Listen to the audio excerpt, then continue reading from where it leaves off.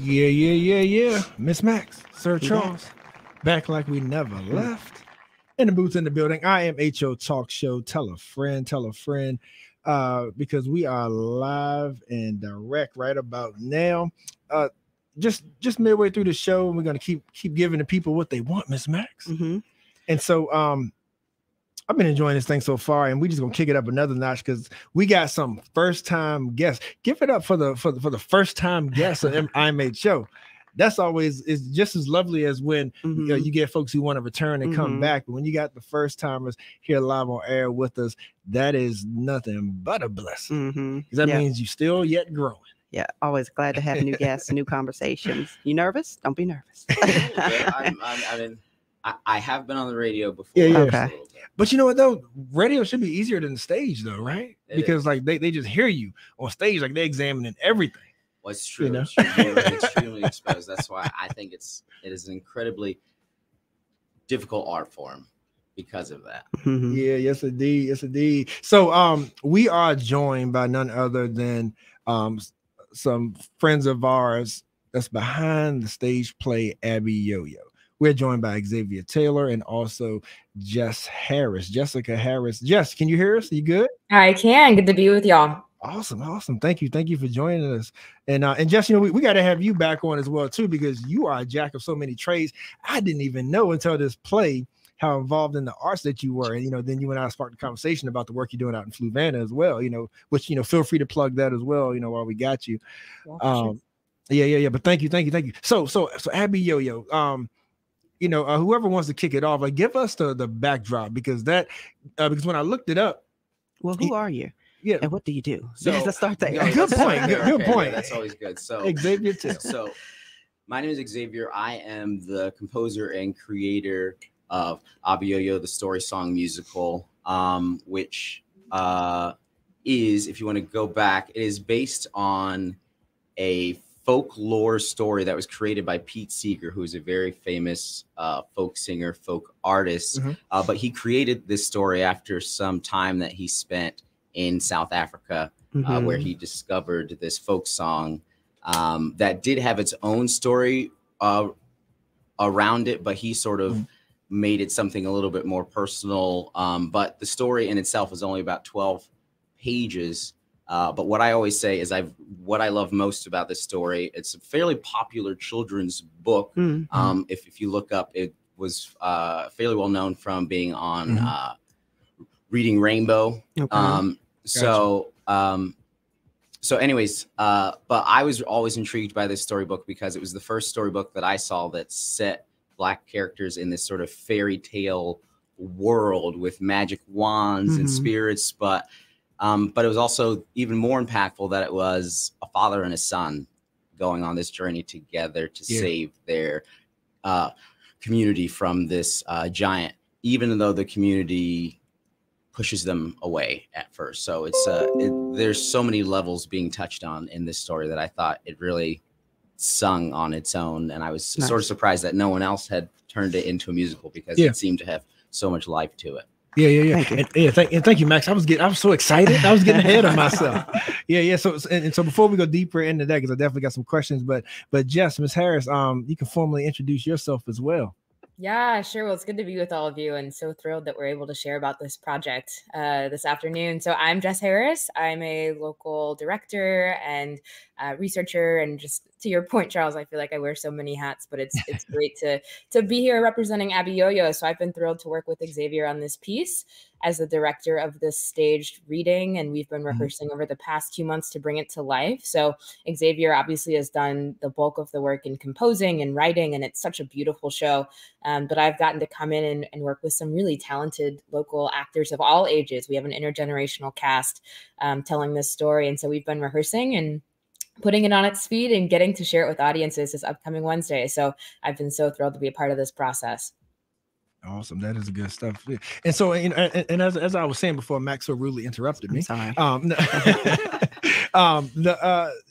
So when I looked it up, when I was trying to, research the background of this musical, Abiyoyo seems to have a pretty deep depth to it, like as far as it being a part of folklore and that term, you know, the word, that name itself. Like, so Xavier, can you give us a little more background into like sort of what led you to it and sort of like the real meaning behind that name itself, Abiyoyo? So Abiyoyo itself is a fairly large character in the show. Not really. They are the giant that comes and crushes this town. And for me, one of the main sort of points of naming the show this, and I think it's important of naming the story this, is sometimes we have to call out our giants by their name, right? So there's a lot of power in that name and just by calling them out by it. So that's where that title and that character comes from. They're fairly, they have a relatively small appearance in the show. The show is really about the father and the son and the family and this this journey to find connection with each other and their community. But like you said, there's a lot of depth to the story. In some ways, it very much is an allegory for the apartheid. If you really want to get into the core of the story, but yeah, there's a lot going on there. To your point, and so just like when you you know, see that script, right, and I'm like, what was it that attracted you to it? Like, is it, you know, what Xavier was mentioning as far as like the depth of it, or was it more surface level of just wanting to work, you know, with Xavier and it being a, you know, great opportunity? Well, first of all, anyone would jump at the chance to work with Xavier, so that's just assumed, right? That's assumed. But I think when you look at the piece itself, the thing that struck me, there was two things in particular that really excited me about this piece. The first is Xavier has really expanded this story to not just be about the boy and his father, but to be about the family unit, to be about the village, to be about the people and the ways in which we process grief and journey through love and loss. And to his point, really overcome our giants, right? And I think that's a story that resonates so deeply with me and resonates so deeply with our community. But the second piece that's really exciting, right? This is an all Black show. It is a Black musical. It features a variety of musical genres that have influenced his work, right? We got gospel, we got traditional African sort of spirituals, right? And there's such a blending of worlds. And I think our community really has a need for more representation on stage and to have a safe space to create and tell our authentic stories, right? We're so thankful to be working with the Jefferson School African American Heritage Center to put this on and lean into that Black storytelling and the ways that we can see ourselves portrayed on stage and viewing that more expansively. So it's totally been awesome working with Xavier, and the story itself, I think, is so important in this time. And getting to work with Black actors from Charlottesville, many of whom have been here for years, some of whom are just entering into our community. It really blends not just the narrative itself, but in the way that we're portraying it. It's just been so powerful to see come to life. Yes, indeed. Yes, Okay. indeed. So, Xavier, can you give us like a little sneak peek of how you help to bring the story to life? What should we expect? So, what you should expect is the story that you're relatively familiar with, as I laid out before. The father and the son, they get kicked out of their town. They find a moment with each other, and they come back and they save their town from the giant. What I added into it was depth and understanding. To me, when I saw these two characters that seemed to be acting out, that's what I saw. As I saw two men acting out. Why? And I thought there has to be someone missing. What is the thing that is missing between them? That connection that is making them act this way. And that's where I created two other characters. One is Zila, who is the mother character who has passed.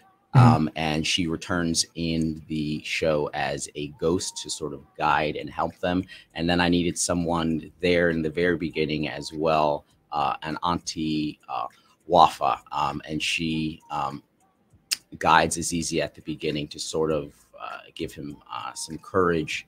But what you'll really see this. What I've added is this this authenticity to the story and to the music. I've really taken a lot of time trying to create a very authentic soundscape using a music in a way that's not really used in musical theater. You typically don't hear stories being told musically in this way, and that was something that I really wanted to bring to it, besides just this like 4-measure folk song that we all know. I needed more depth to it. I needed more life to it. Yeah. Now, so you guys are making me think. How did Charlottesville, like, how did Charlottesville being what it is and all that's that's happening here, whether in recent past or currently, go into wanting to do this here? You know what I mean? Like, are there any reflections of our community or any events that happen that like spawned you to be like, we need to do this in Charlottesville at the Jefferson? Well, for me, it was as a story. I mean, I've lived now in Charlottesville for about 6 or 7 years, so I've gone through a few different things that have happened here in town. This is, I mean, really, it is a reflection of those things. This is me knowing that there needs to be more focus and stories being told like this, because there's not, and there are clearly cases where people are trying to take these types of stories as a type of knowledge and education about culture and Blackness out of society. And I wanted to give it a platform where it's shown. Being in Charlottesville, I think, is just it's a happy coincidence that we happen to be here, to be sharing this message with this community that we live in, and I think that the community will respond very well. I mean, it's a great story. It's a great story. The music's great. And we've had our own giants here in town that we've needed to push past or push through or call by their names, and people are doing it, and we're taking those steps. So I have a question. You're creative, so I'm hoping you pick up my line of thinking. But so when you talk about the sound that you have created to go with this musical, is that just a personal?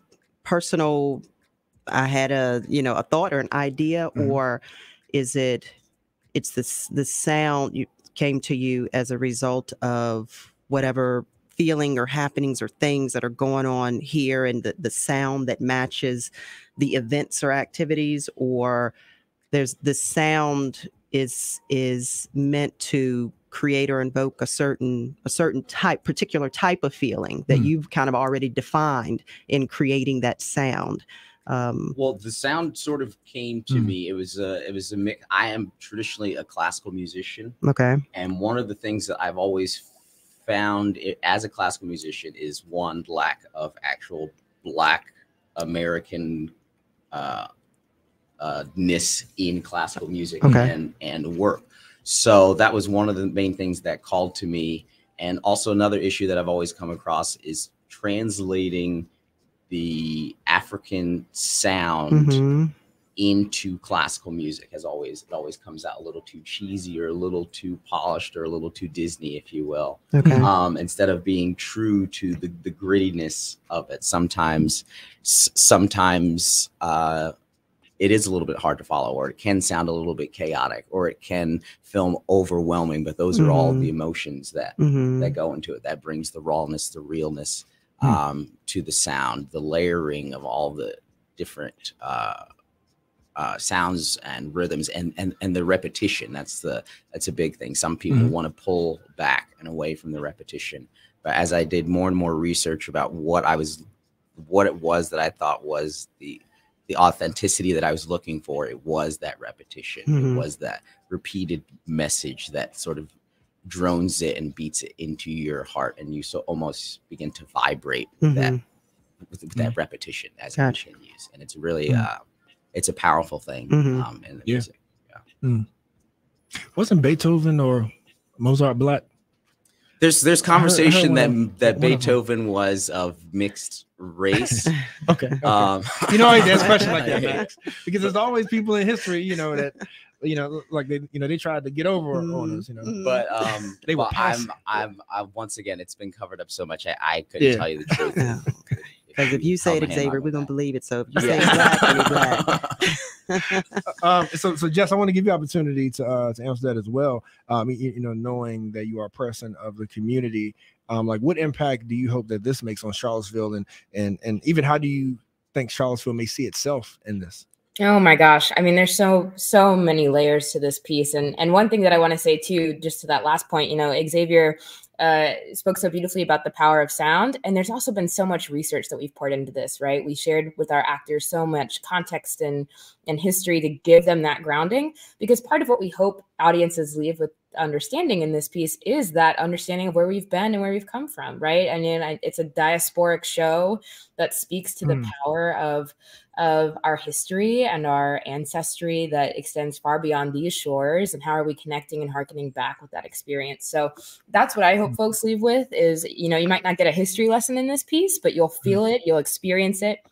I think the arts impact us in a way that textbooks and written materials can't, right? And we feel it and we leave changed in some way. So I hope that folks leave with that.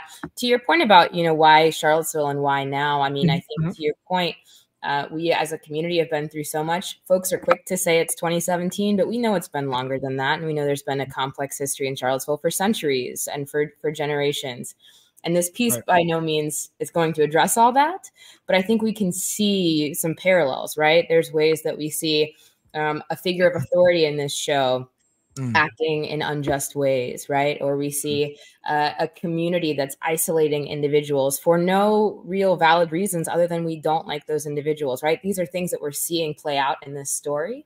And these are in many ways things that we've seen play out in Charlottesville. And so while we don't make that direct connection, I think you can make those ties. And the piece that is the balm for that is seeing our people on stage telling that story and seeing them tell it in a way that's authentic, right? This isn't someone coming in and telling us where we've been. We are telling it ourselves. And the way that we shape these narratives is so healing and so cleansing. And just to share in the joy of a live performance, right? We hope audiences come in and leave with different interpretations, different experiences, different emotions, because that's what theater does and what theater does so well and what music does so well. So at the end of the day, I hope, we don't expect folks to leave and have it all cured and all solved. But if you leave impacted in some way or touched in some way, or, seeing your fellow community members on stage is also a form of reparation and reclamation, right? Seeing ourselves telling our stories. So that's what I hope folks leave with. And I think that's why it's so important to do it in Charlottesville today. Yeah. And we are talking about Abiyoyo, a story song musical, premiering in Charlottesville October 25th at 8 o'clock at the Jefferson School African American Heritage Center. And as we said, we're talking to the writer, composer Xavier Taylor and director Jessica Harris.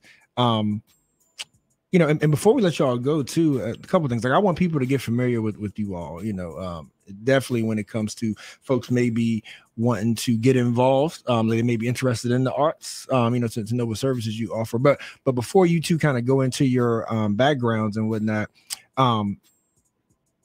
talk about the Jefferson School, because I always want to give people this platform, Max, of realizing how important the Jefferson School is. Because of course you two individuals are important, with your work, the way you're representing our diaspora, through the arts. But to have this at the Jefferson School African American Heritage Center, tell the folks why there and what the center means to you. So for me, I think it was once again lots of happy coincidences, if you will. I was reached out to if I wanted to take part in the symposium. And this was several months ago. And I was like, well, I have this piece that I think might work. I don't know if we'll have time to make it work. It may work. And I'm actually very, very happy. I don't think there's any other place that I would have wanted to do it or could have done it around town. It really is sort of a nice home or community. I'm originally from Baltimore, Maryland. Yeah. And did you go to the art school up there in Baltimore? Not in the city. I went to the county version Okay. in Towson called Carver Center for the Arts and Oh, wow. Okay. yeah. Great times. Sorry, I totally lost my track of thought. See what you did, man? I'm sorry. You were talking about this being a good place to tell the story, or the yeah. Center, So and there's so many. I mean, there's already a regular community of Black theater there as well that is very, very strong in as far as them being a voice in our community that helps tell our stories. So I think it was a great place to start our journey for this production. Yeah. Yes.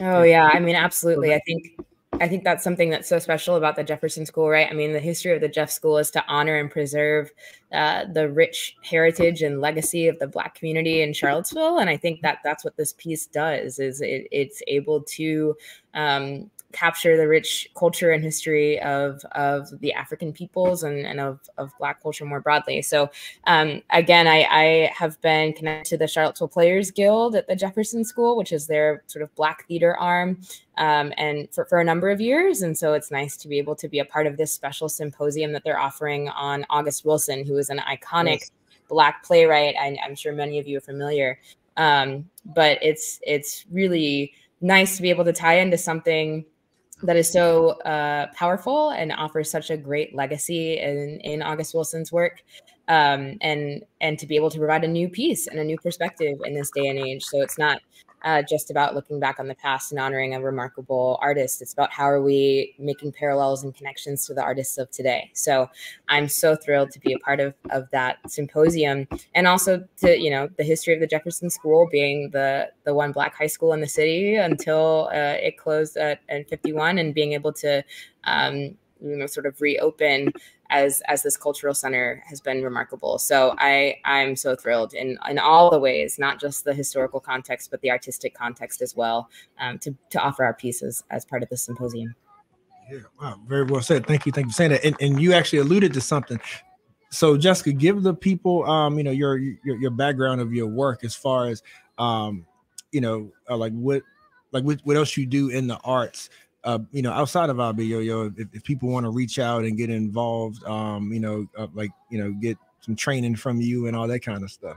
Oh my gosh. Well, thanks. Yeah, I am an arts educator and a director in the community. So I run a nonprofit program in Fluvanna County called Empowered Players that offers free theater and arts classes to students of all ages and to community members as well. We focus on bringing the arts to our communities and empowering our youth through the arts and connection to place. And so we offer classes year round. We have performances year round. All of our classes are in Fluvanna, but I also do a number of teaching workshops and opportunities. I really believe in the arts as a tool for change and as a tool for discovering our true selves. And so I'm always down to collaborate with anyone who shares that belief and who believes in the power of theater in particular to tell stories. So definitely, if you want to learn more about Empowered Players, visit us on the web, www.empoweredplayers.com, to learn more. But again, I also just am so thrilled that Abiyoyo can be part of the larger cultural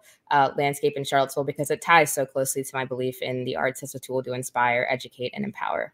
That is good stuff. Awesome. And I wanted you to have the opportunity too, Xavier, to let folks know about what else am I doing. How do we prepare to see the musical? Should we read the folklore before we get there? You can read the children's book. It's not a daunting read. It's about 12 pages, and the words don't take up about so much of the page. It's about a sentence on each page.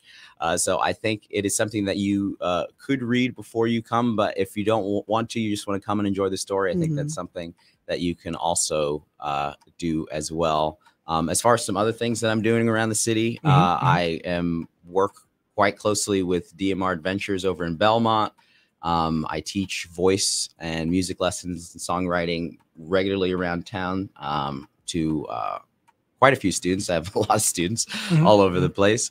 But that is what I'm doing when I am not composing musicals, if you will. Good stuff. Now, how do people reach out to you as well? If they want to, if you'd like to reach out to me, you can reach out to me through the Abiyoyo website. Is always a great way to do that. That's abiyoyothemusical.com. Very straightforward. And then you can also check out our Instagram at Abiyoyo the Musical as well. That's it. Right. Yeah, it's that simple. Awesome, good stuff. What you think, Miss Max? It's good. Thank you. Thank you for joining us today. I hope we show up and show out for this musical. I really do. Sounds like it's going to be awesome presentation. So thanks again. We're going to take a quick break, right, Charles? I think so. Unless, if all hearts and minds are clear, you guys feel like you pitched it enough? I think so. I don't know, Jess. Any last words? No, thank you all so much for having us. Again, we are so thrilled. Getting to offer just even a staged version of this musical is going to be really impactful, and we can't wait to see, what the future holds for this piece. So thanks for supporting Black art in Charlottesville, and come out and see us at the festival on Wednesday. Yeah. That's right. All right, we'll take a quick break. We'll be right back.